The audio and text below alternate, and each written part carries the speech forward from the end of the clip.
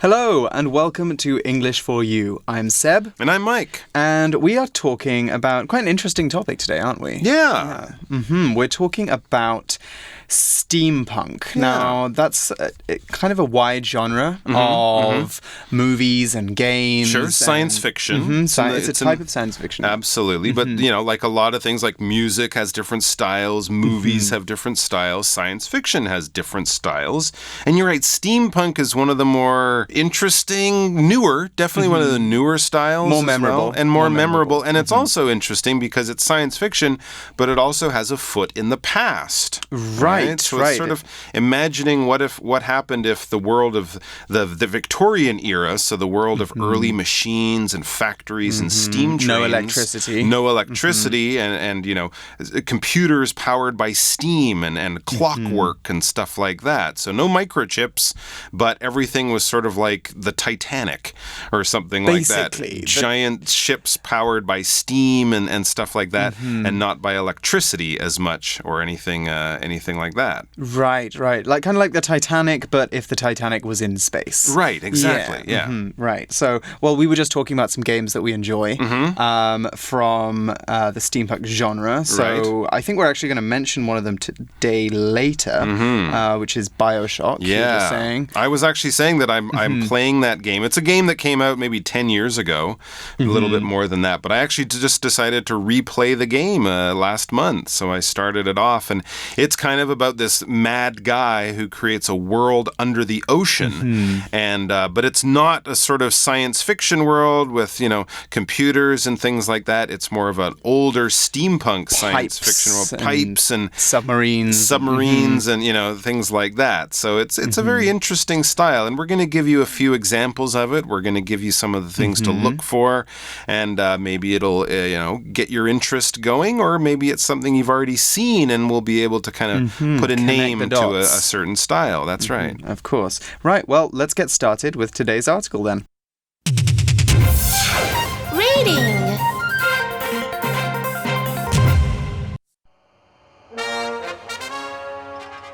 A past and future world. The dream of steampunk. People walk around a busy market on a stone street. Ladies in elegant dresses and handsome men in top hats make the scene seem straight out of Victorian London. That is until you see giant airplanes high in the sky and robots that are powered by steam. This scene shows the world of steampunk, a popular type of science fiction. Steampunk imagines a world where steam power rules. Its ideas are retro-futuristic. This means it shows dreams of the future that people had in the past. Since steampunk draws on the time of the Industrial Revolution, things like gas power and plastic aren't shown in these stories. However, modern machines still make an appearance. You might see rockets, airplanes, and computers, but they're all powered by mechanical and steam technology. Steampunk isn't just about its objects. It also has great looks. Steampunk fashion looks Victorian, but has many mechanical elements. Metal, wood, and leather make items look elegant and classic. Cosplayers love creating steampunk clothes because of their beautiful details. Okay, so we begin the article with a description of what an ordinary scene looks like in steampunk. Okay, so the article begins, people walk around a busy market on a stone street. Okay, so that's something we might see in an old history-style movie. It says, ladies in elegant dresses and handsome men in top hats make the scene seem straight out of Victorian London. So this is the London of like 100 years ago, 150 years ago. Ladies in those long dresses wearing, elegant gloves on their hands, horses pulling carriages around, men with long coats, top hats, big mustaches, canes, big mustaches. mustaches, things like that. The time of Queen Victoria. That's why we call it Victorian London, when London was sort of like the Tokyo of its time, the most advanced modern city of its time. Very big, very smoky and steamy, because they didn't use a lot of gas-powered things. They used steam and coal-powered things, like, as we mentioned, early steam trains and stuff like that. But yes, it's also seen as a kind of an elegant time. And this adjective elegant, it means attractive, it means beautiful, but also graceful. Okay, so think of a well-dressed lady, not wearing like blue jeans and a t-shirt and running shoes, but like a silk gown with high-heeled shoes. Her hair's made up, like someone going to a ball. If you're going to a wedding, a nice fancy wedding, you would look very elegant. We could also describe people, like a ballet dancer might move in an elegant kind of way, so they're kind of paying a lot of attention to how attractive they look, how graceful and easy yet beautiful their movements how and their fancy. And appearance and fancy, dressed up. Definitely not the kind of clothes you wear to clean your bathroom, but the kind of clothes you wear to go to the nicest restaurant in town or something like that. To a fancy, fancy ball. And so all of this makes the scene seem like something out of Victorian London. Now, here we've got our grammar point for today, and it's causative verbs, which are verbs like have, make, let. We use them, these causative verbs, because they cause something to happen. So whenever we have one of these verbs and then something else, we're saying that we make this happen. So in other words, when we use one of these words, we're doing something to create an effect on something else. Take this easy sentence, for example. The teacher made Johnny stay late after class. Now, here the verb made shows us that the teacher told Johnny that he had to stay behind after the class finished. Notice that we always put the causative verb in between the subject and the main verb. Here's another example that show you that structure. So, Mum made Dad wash the dishes after dinner. So, Dad might not want to wash the dishes here, but Mum told him he had to wash the dishes. As I hinted at the beginning of this grammar section, remember that make is not the only causative verb. When we have someone do something or have something happen, that's more or less the same meaning as make. So, for example, the teacher had the students gather their books and put them in their bags. Let, our final causative verb, means to allow something to happen. It works the same as the others that we've seen, though. So, for example, as a treat, Mom let the kids spend an extra 10 minutes watching TV. And now I'm going to let Mike continue with our article. Well, thank you very much. There you go. I'm allowing you to continue. We've also had a pocket phrase in today's article, haven't we? That's right. Straight out of something. All right. If something, we said that the scene of elegant ladies and handsome men, the top hats, the smoky streets and the stuff like that, it was straight out of Victorian London. So this is basically saying it's very similar to, it's something that reminds you of. It's like it's taken from that. And often when we say it's straight out of something, we're talking about how it's very similar to something you might have read or seen in a movie or seen directly in a comic related book. to. Yeah, we're basically saying, hey, think about that. It was just like that. All right. So, someone's telling you about how they met their boyfriend or girlfriend. Oh, we grew up together. We went to grade school and high school. And then one day we just realized that we were madly in love with each other, but we'd never said anything about it. And you hear that and you're like, oh, that's straight out of a Hollywood movie or something like that. It reminds you of this kind of movie, this kind of story or something that you've seen before. So it's really bringing your attention to something and reminding you of it in a very, very strong way. Exactly. So it's reminding us of Victorian London. It's making us think of it, but it's not actually Victorian London, is it? Okay. The article says that is, so until, that is until you see giant airplanes high in the sky and robots that are powered by steam. Okay, so we have a vocab word here, and it's very key to the whole thing we're talking about here. So steam is a noun. And you know when you boil water in a kettle to make tea? Right before you take the kettle off the stove, you'll notice lots of clouds of hot air are coming out of the kettle. Right. That is steam. Right, it's not smoke, it's right. steam. I hope it's not smoke, no. because then something is burning. Yes. But steam isn't we don't get steam when something is burning, because steam is water that has been heated up so much that it is turning into a gas. So that's TT. Today, we normally see steam in the kitchen, in the bathroom while we're having a hot shower, or maybe even in a steam room. That's a 蒸气房. That's a big, hot room filled with steam that people go into to relax. So before petrol-powered cars and electricity and computers, people used steam to power machines and to make vehicles like trains and ships move. We say that these kinds of vehicles and machines are steam-powered. Okay, so let's look at an example sentence. The steam rising from the bowl told me that the soup was hot. Right, you're not going to just scoop that all down it in one go, are you? So, steam-powered machines from the future. Is that what we're talking about here, Mike? Well, yeah, basically, as the article says, this scene shows the world of steampunk, a popular type of science fiction. All right, so science fiction is a term that we're going to use a lot, and you've already heard it if you're familiar with movie styles, as I mentioned before. Science fiction movies, science fiction books, and computer games or something like that. This is all stuff that takes place in the future when science and technology are very different. Often in science fiction, we're traveling through space, we're visiting or living on other planets.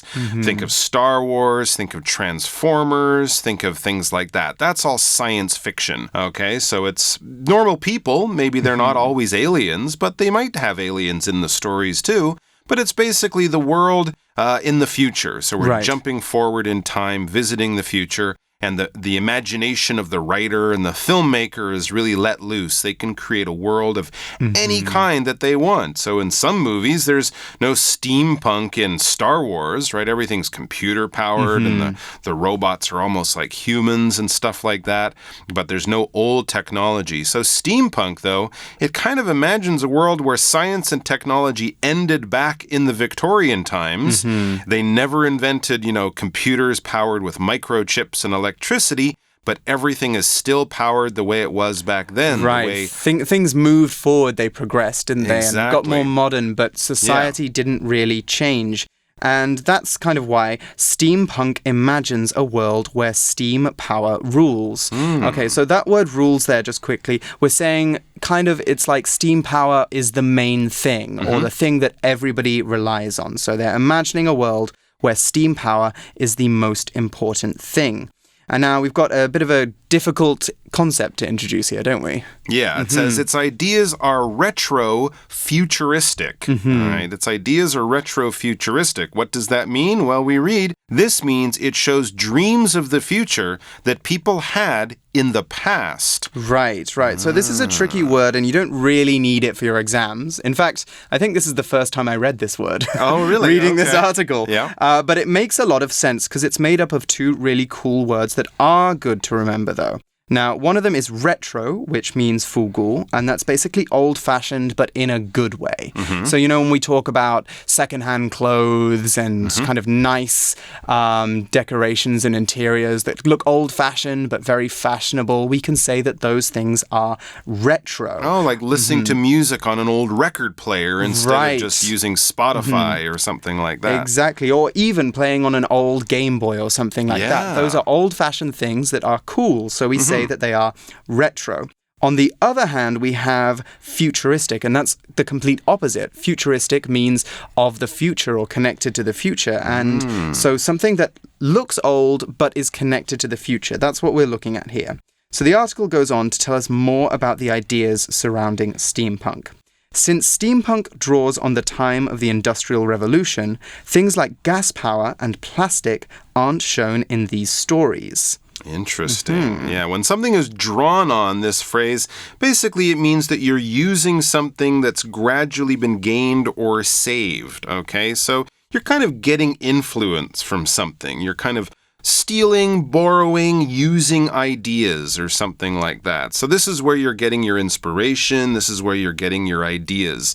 You know, a lot of stories these days might draw on sort of Harry Potter type related things. So you have stories about kids who can use magic. They're not about Harry and Hermione and Ron, but they use the same kind of ideas because those are interesting ideas and people put a little twist on them. I would say like those Percy Jackson stories. They kind of draw on Harry Potter. Instead of using magic, Percy Jackson is using the power of the Greek gods. But he and his young friends all have sort of special powers. They're all having adventures. It all kind of comes from the same basic ideas. So you're not a little stealing. bit inspired. Yeah, you're not stealing. The same. But you're kind of using the same basic ideas to kind of tell different types of stories. Right. It's never wrong to draw on the ideas of someone else, so long as you're doing something original. So we've also got this word plastic as well. This is from a time before plastic.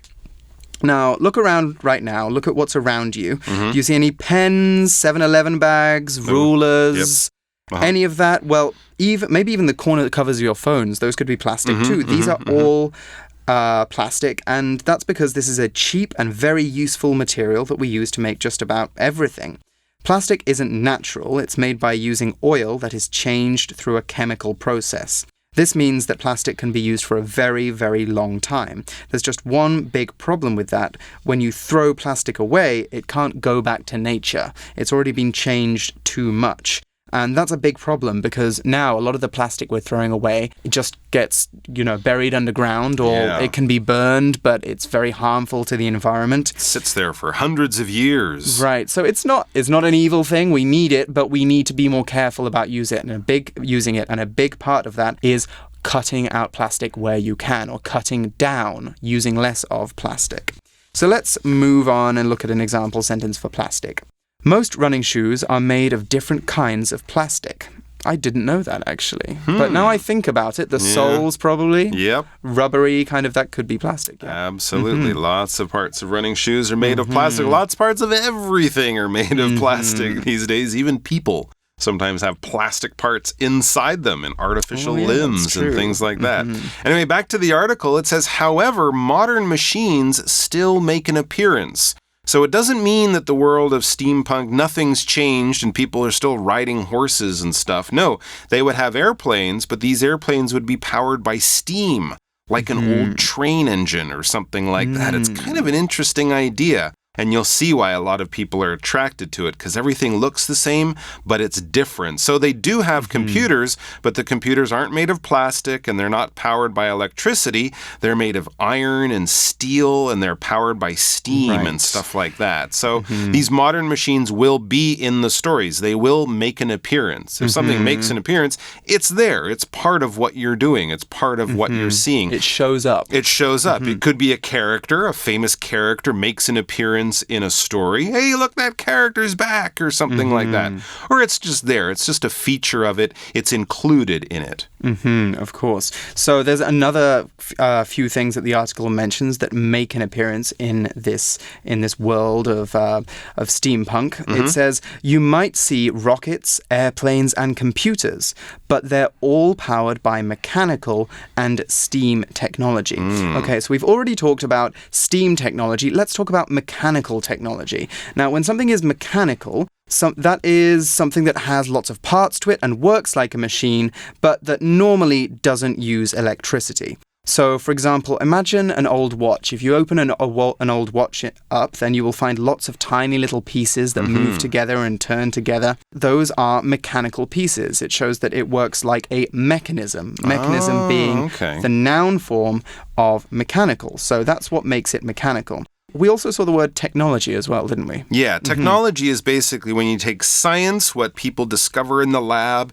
and then engineering, what people use and make out of that science, put it together, and that's what we have. So when we think of technology, we're basically thinking of machines, new machines, machines that were just invented recently. Modern technology is, well, cell phones and stuff like that. That would be modern technology. Older technology would be cars. That would be an older technology. And even before that, steam trains. And even before that, the printing press or simple farm equipment or things like that.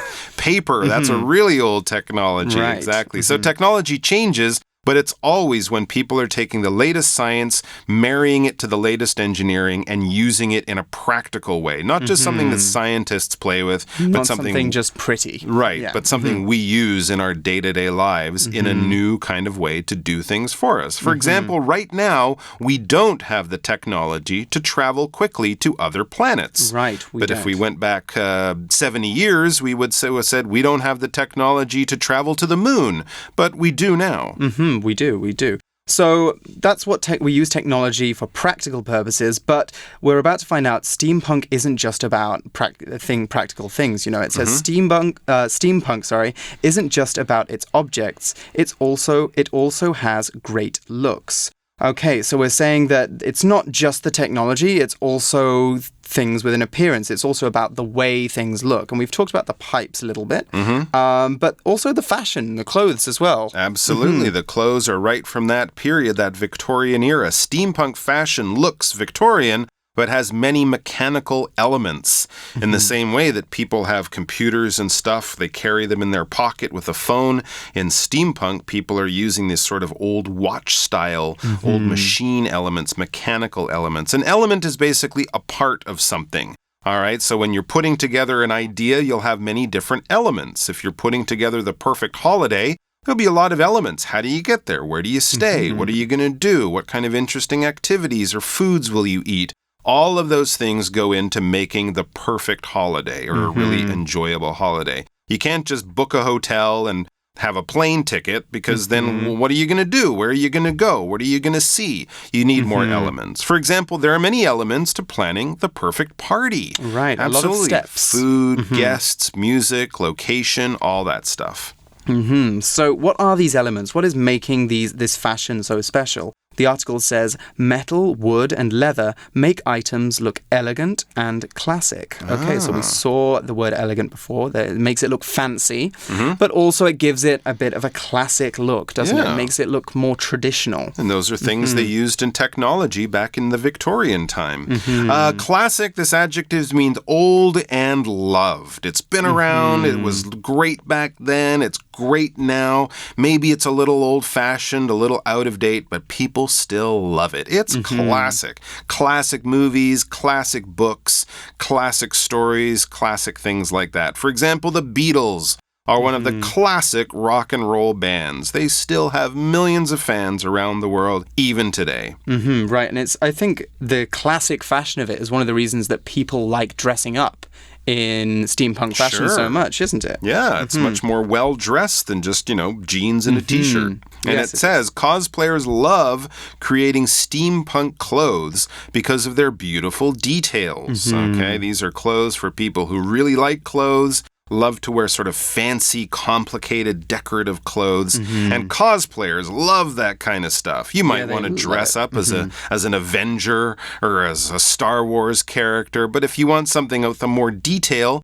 you'll want to do something like steampunk or maybe anime characters, very complicated clothes with lots of different elements to them. So a cosplayer is just someone who dresses up like a favorite character, often from science fiction or fantasy, but you might dress up as, Harry Potter or as a Beatle or something like that. You just like to dress up like someone from history, but generally from fiction, from television, books, movies, things like that.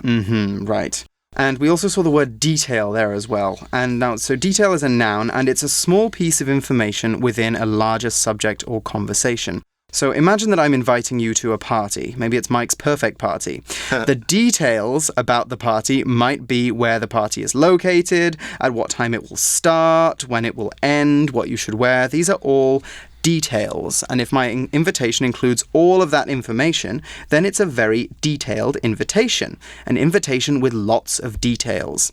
If, however, I just say, come to my party sometime, then my invitation doesn't have many details. It's much more vague. Where, when? Where, when, yeah, exactly. When is sometime? Is it this week? Is it next week? Is it a cosplay party or a casual barbecue? I need to know more. Exactly. You need more details. Yes. And so we've got an example sentence for details here. Look at all the details on this model train.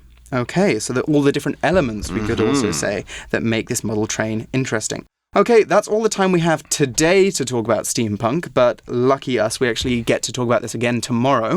We're going to be going into more of kind of the fiction behind it and also the games. But first, let's look at our For You chat question.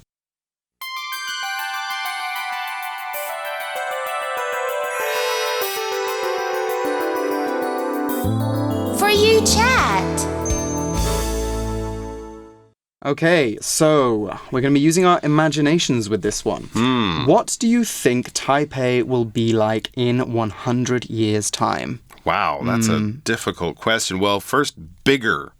Yes, bigger. Maybe the circle line of the MRT will be finished. Yeah, that's possibly. There'll be even more MRT lines. Will it be steampunk? Probably not. I don't think steampunk is in our real future, but maybe more like cyberpunk, where you'll have people walking around with computers as part of their bodies. Cyberpunk is another science fiction genre. You can see the punk in there. And it's more about how people and machines become one, right? People will have computers in their brains. So instead of pulling out your phone, you'll just tap the side of your head and suddenly you'll be talking on the phone or something like that. That could be. It's possible. I think we'll maybe have flying cars. Do you think that kind of thing might be around 100 years from now? Perhaps. Actually, no, I have read that there is some work being done on developing flying cars, so that's possible. I think there'll be more robots, definitely. More robots? Yeah, I'm already starting to notice now that kind of robots are kind of making an entrance into our lives in general. Hopefully it'll be cleaner because they'll have more solar power. There might be solar panels on everything, right? Yes. Collecting the energy from the sun. So yeah, it could be kind of like your kind of cyberpunk world that we're looking at in the future. But I guess it could either be really good and clean or really bad and much more polluted. Yes. The choice is ours. I guess we'll just have to wait and see. All right, well, that's all the time we have for today, but we'll join you again to discuss more steampunk tomorrow. So, for English for You, I'm Seb. And I'm Mike. And we'll catch you again tomorrow. Goodbye. Take care. A past and future world. The dream of steampunk. People walk around a busy market on a stone street. Ladies in elegant dresses and handsome men in top hats make the scene seem straight out of Victorian London. That is until you see giant airplanes high in the sky and robots that are powered by steam. This scene shows the world of steampunk, a popular type of science fiction. Steampunk imagines a world where steam power rules. Its ideas are retro-futuristic. This means it shows dreams of the future that people had in the past. Since steampunk draws on the time of the Industrial Revolution, things like gas power and plastic aren't shown in these stories. However, modern machines still make an appearance. You might see rockets, airplanes, and computers, but they're all powered by mechanical and steam technology. Steampunk isn't just about its objects. It also has great looks. Steampunk fashion looks Victorian, but has many mechanical elements. Metal, wood, and leather make items look elegant and classic. Cosplayers love creating steampunk clothes because of their beautiful details.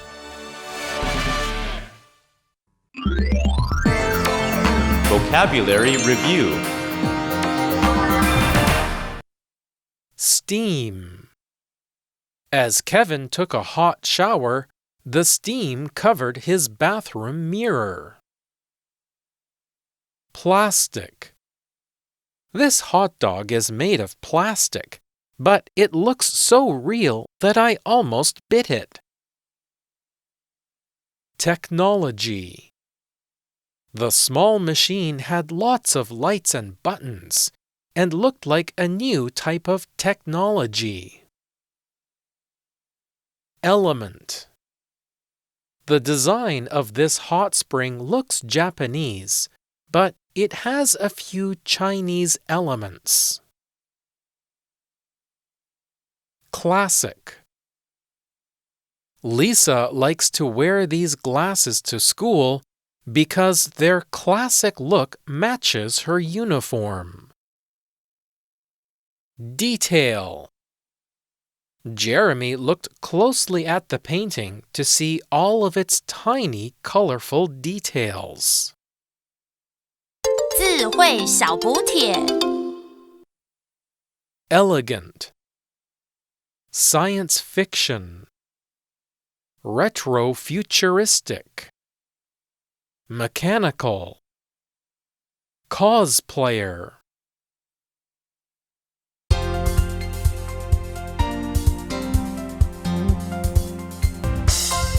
以上节目是由活用空中美语制作，活用空中美语杂志，请洽询全国各大书店。